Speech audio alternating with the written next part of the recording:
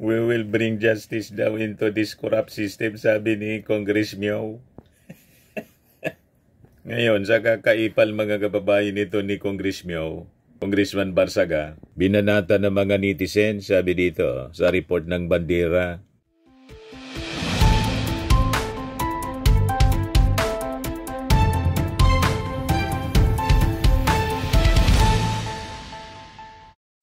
Hello po mga kababayan, si Dante Maravillas, Bicolano vlogger, broadcast journalist from Albay. Patuloy ang ugong po ng sabi, kudita sa Congress, kating-kati yung mga Duterte allies na ikudita si Martin Romualdez.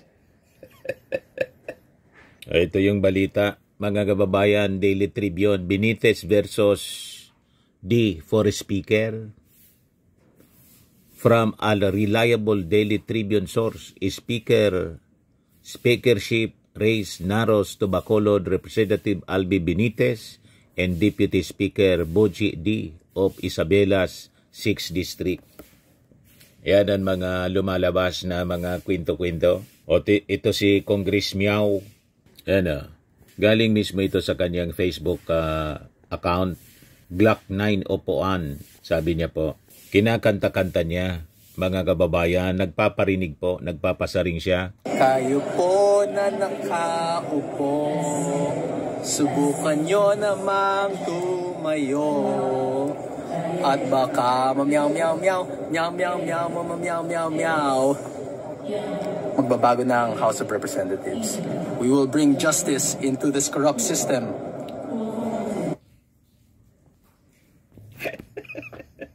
We will bring justice daw into this corrupt system, sabi ni Congress Meow.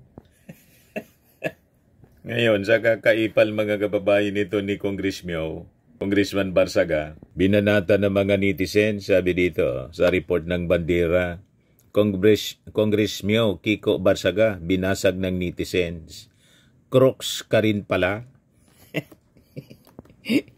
Yan, sabi dito, nakatikim ng kaliwat ka ng batikos si Cavite 4th District Representative Kiko Barsaga matapos mag-ingay sa isyu ng korupsyon sa Pilipinas. Matapang niyang tinalakan si House Speaker Martin Romualdez hinggil sa isyu ng flood control projects sa Cavite kasunod ng pagkalas niya sa kanilang partido o umalis sa mayorya ng Kamara. Kabilang si Kiko sa nakilala rin sa bansag na Congress Meow sa National Unity Party, pero matapos nga siyang akusahan na may kinalaman sa umano'y planong patalsikin si Romualdez sa pagiging House Speaker, mariin niya itong pinabulaanan. Nagkakanta-kanta pa nga siya rito.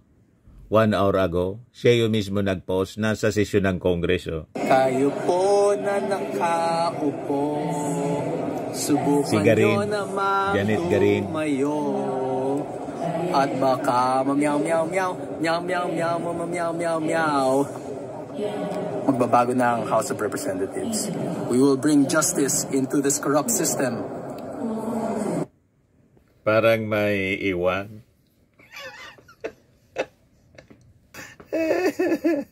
Pagkaalyado talaga po ng mga parang may...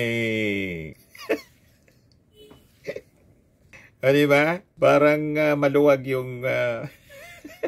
Gagawin mo yun na para kang bata nandyan sa Congress. Sabihin pa na isa kang young congressman. Pero ganyang mga... mga paandar po. Parang abnormal. Diba? O baka papansin para mapansin ng mga tao. Tingnan niyo yung mga post niya. Parang na-influensya ni Sara Diskaya at ni Curly Diskaya. Gagawin mo yun, congressman mo. Congressman ka, pagkatapos, ganyan ka umasta. Pinangangalandakan yung ganyang yaman, yung ganyang pera. Ay, kaya naman pala, may pinagmanaan. Alam na this. Yan, tingnan ninyo. Ang kanyang mga post, mga kababayan, pati yung mga pera niya, saan kaya galing yan? Di ba? Magkano yung sweldo ng isang congressman? Yan report ng Politico, big time. Dasmariñas Councilor Kiko Barsaga gets a video greeting from the President September 14, 2021. Tapos ito, September, po mga post niya to, October 15, 2019. Bakit ba ang sipag ni Konsi Kiko? Hindi ko kasi nakalimutan kung bakit ako nagtatrabaho. Yan Pinakita niya yung kanyang limpak-limpak na salapi na nasa drawer niya. Yan Dinidisplay niya talaga yung mga bundles ng pera. October 6. Post na to. Romantic Sunday evening with the one I love. Life is truly amazing. Pagkatapos yan Mga post niya ito, mga kababayan sa kanyang Facebook page. Ano tingin ninyo? Tapos doon sa sesyon, nagpaparinig siya. Ngayon lang to, mga kababayan, paparinig siya ng leadership change sa Congress. Kayo po na nakaupo, subukan nyo namang tumayo. At baka mamyaw-meow-meow, meow-meow-meow, mamyaw-meow-meow. Magbabago ng House of Representatives. We will bring justice into this corrupt system.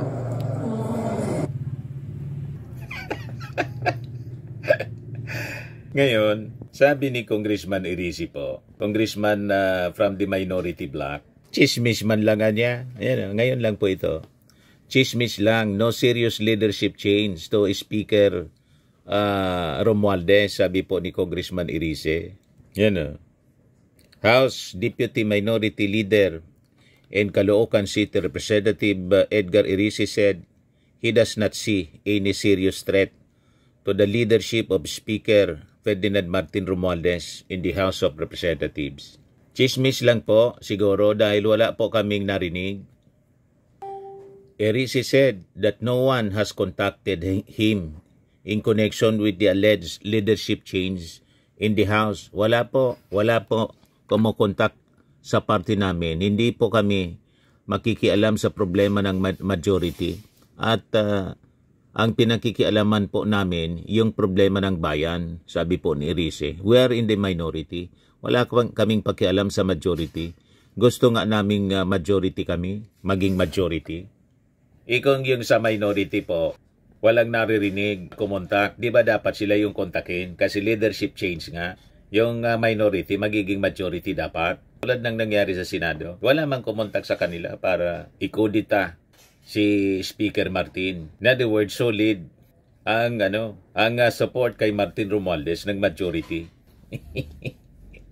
Chismis lang, mga kababayan. O gusto lang magpapansin nitong si Congressman Barsaga. O ngayon, narito yung ilang mga nabasa naming comments, sabi dito sa Balita ng Bandera, ng netizens patungkol kay Kiko Barsaga.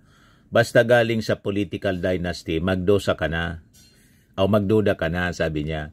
The very own Nepo baby ng Dasma. Kasi ito pong si Congressman Barsaga, anak ni na dating Cavite 4th District Representative PD Barsaga at Dasmariñas City Cavite Mayor Jenny Barsaga, si Kiko. Bagong naging kongresista, nagsilbi siyang konsyehal sa kanilang lugar. 3 Barsaga nakaupo ngayon sa iba't ibang posisyon. Si Kiko bilang congressman, ang ina niyang si Jenny bilang alkalde at kapatid na si Terdy Barsaga bilang vice mayor.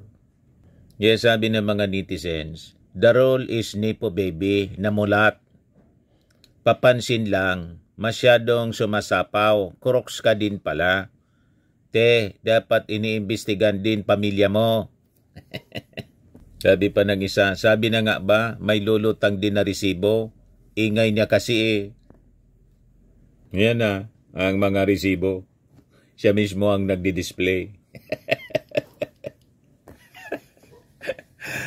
You see, mga kababayan. Anyway, sa Senado naman po, yung sinasabing kudita, nag-react si Tito Sen. Yan po si Tito Sen. Pakinggan natin mga kababayan sinasabi niya. Of course, always the Senate President is always... Yung cellphone.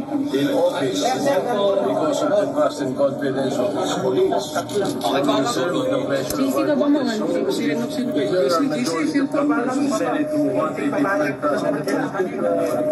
What can we do? Sir, but is the majority solid, sir, by now? Yes, I think so. May tatlong absent. Together at lunch. May tatlong absent kanina sa caucus. Hindi, nagsabi naman sa akin kasi isa may hearing, yung isa naman was going to be late talaga. Sir, VIP treatment daw binibigay kay Bryce Hernandez. Ba't daw siya nasusunod kung saan gustong ma-detain? According to Senator Alan. Paano siya nasunod sa PNP custodian?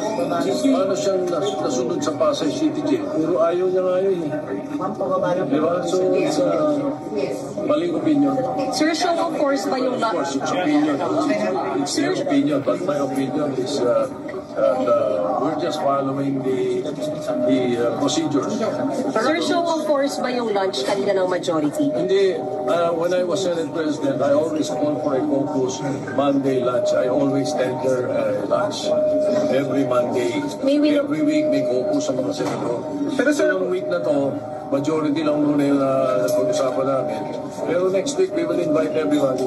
Pero sir, according to Senator Risa, may kaugnayan daw po yun sa nilulutong kolita daw. Hindi, napag-usapan. And what was talked about, sir, maybe no OSP? Well, there is no such thing. That was the among us. Sir, ano po yung sagot niyo kay Senator Marcoleta, especially insofar as yung comments niya doon sa decision ninyo doon sa doon sa protection for the Discayas dahil nga pamangkin niyo daw po kasi si Mayor Tito? Kailan mo sinabi? Meron ba akong binanggit na mga pangalan? Sa Discaya, binanggit ko. Pero ano yung hindi, sir, kasi po parang lumalabas parang kaya nyo raw po hindi inaprubahan yung recommendation niya isa na po kalaban po. It's completely false. Sapagkat wala sa lugar. Paano kung gagawin witness protection program, magkakaroon ng immunity yung billion-billion ng ninakaw sa gobyerno, allegedly. Correct. Paano gagawin yun? Tapos ayaw isole? Bakit? Yun ang requirement para maging isang witness protection WPP. Ayun, mga kababayan, solid din mga kababayan yung Senado. Sabi ni Tito Sen. At inadres din niya yung mga reklamo ni Marcoleta. Ito yung reklamo ni Marcoleta. Nagpa-presscon din kanina. Ang daming nagpa-presscon kanina. Sen, so what do you make of the allegation of Bryce Hernandez na may mga senador na tumanggap din po ng kickback from the flood control projects? Ang pagkakaiba kasi, ayokong i-judge din yun. Ang sasabihin ko lang sa inyo, nung lumabas yung mag-asawang Diskaya, it was in response doon sa aking ipinload nung second hearing na, kayo po, tulungan nyo kami. Baka gusto nyo magsabi na ng totoo, ang may papangako namin sa inyo, merong tayong batas na maaaring mag-cover sa inyo. You take advantage of this. Si Ramon Tulfo, mga kababayan, yung columnist, may flinote na kwento. Ito yung post niya kahapon, mga kababayan. Sabi niya, sino daw itong mababatas na humingi ng 1 bilyong piso sa mga Diskaya para ipagtanggol sila sa Blue Ribbon Committee? Ang balita na nakarating sa akin ay nagkasundo ang mambabatas at ang mag-asawang Curly at Sara Diskaya sa halagang 120 million. Kaya pala, may sumingaw, mga kababayan, na nagkaayusan na. 1 billion daw yung inihingi ng isang mambabatas. Hindi man sinabi kung sino. Pero siyempre, Senate Blue Ribbon Committee, ang minimin niya, malamang senador. Yan na. Sino daw itong mambabatas? Hindi man niyang sinabi, sino ba itong senador, mambabatas. Pero the fact na Blue Ribbon Committee, ipagtangkol sa Blue Ribbon Committee, di alangan mang congressman yung mambabatas, di ba? At tapos nagkasundo daw 120 million pesos imbes na 1 billion, nakatawad. Tingin ninyo mga kababayan sino? Anyway, pakinggan natin, balikan natin si Marcoleta. Natanong kasi tungkol kay Diskaya. Po ninyo kako sapagkat maaring maharap kayo sa plunder kung sakasakaling dumating ang panahon, ito po yung may siya yung proponent po na maging state baka witness. Baka po maging maganda itinanggi para sa inyo. Dinisapprove ni Tito Sen. Walang madali. Pare-parehong mahirap to. Ngunit makakapamili kayo, maring makaiwas kayo sa criminal prosecution, maring ang gawin na lang ng gobyerno ay civil liability na lang. So, in response to that, parang in-explore naming possibility, may lumabas nga. Ito nga yung Diskaya. Ang totoo nun, mayroon pa nga gustong magsalita pa, pero ang sabi ko nga sa kanila, mag-unahan kayo. Kasi kung halimbawa, ma-establish na namin na ito'y sapat na, hindi na namin kailangan yung iba, di ba? Kasi isa sa mga requirements ay yung masasubstantiate yung mga in material points, lahat ng mga premises. Kung na-establish na halimbawa sa magitan nito, kalabisan na yung iba pa. Kaya namin pinload yun. Ngayon, yung paglabas ni Diskaya, wala siyang, hindi sa under custody di ba? So inaakala namin, voluntary talaga. Tsaka sumulat siya sa akin, talaga bang voluntaryo. Inamin niyang voluntaryo sa sarili nila na gumawa ng pagsasalaysay. Samantalang si Bryce Hernandez, under sa custody na siya ng Senate. Sa palagay mo, voluntary pa yon. Ako sa akin lang, gusto kong ibalik sa inyo, voluntary pa ba yung kaya ka nandun ka na gigisahin ka na naman ng House of Representatives At meron ngang mga nag-text sa akin na mga ibang tao na tumunod sa ibang mga partido. Meron daw mga congressman doon na nagsabi o nagsasuggest, maglaglag ka na rin ng mga senador para hindi kayo makontempt. So, malalagay sila sa pressure So kung tatanungin mo ako, palagay nyo ba kapani-paniwala? Hindi ko alam. Pero kayo ang makakapagsabi, alin ang mas magandang sworn statement? Yung hindi ka pa under custody o yung under custody ka na? Doon masasalamin mo ngayon kung alin ang mas voluntaryo.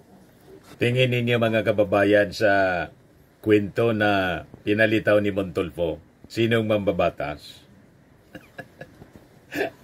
Di ba? Yan Sino daw itong mambabatas humihingi ng 1 bilyon piso sa mga Diskaya para ipagtanggol sila sa Blue Ribbon Committee? Ang balita nakarating sa akin, nagkasundo ang mambabatas at ang mag-asawang Curly at Sara Diskaya sa halagang 120 million. Kaya pala. Anyway, ang baho mga kababayan, hindi matatago, sisingaw at sisingaw, sabi ng mga matatanda. Abangan na lang natin sa mga susunod na kabanata. Ngayon, si Sandro Marcos may panukalang batas. Ayan Representative Marcos wants relatives banned from government deals. Nagain si Ilocos Norte 1st District Representative Sandro Marcos ng panukalang batas na nagbabawal sa mga kamag-anak hanggang 4th civil degree na pumasok sa anumang government contract. By closing this loophole, sabi niya, we take another step toward a government that is fair, transparent, and truly for the people, sabi po ni Sandro. We owe it to every taxpayer to safeguard every peso. This is what genuine public service demands, sabi po niya. So ang unang tatamaan nito mga kababayan, yung tatay ni Bongo, yung si LTG ni Bongo, ng kanyang tatay, yan ang unang tatamaan na naging kapartner pa ng kumpanya ni Diskaya.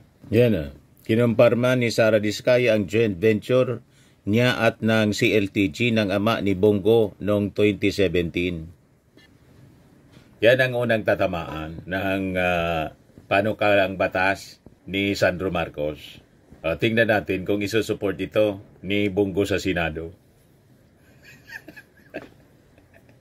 Di ba? Dito magkakaalaman mga kababayan kung sino yung totoo. Todo Poncio Pilato si Bongo po. Ayan Senator Bongo muling iginiit, wala akong kinalaman sa negosyo ng pamilya ko. O, di ba?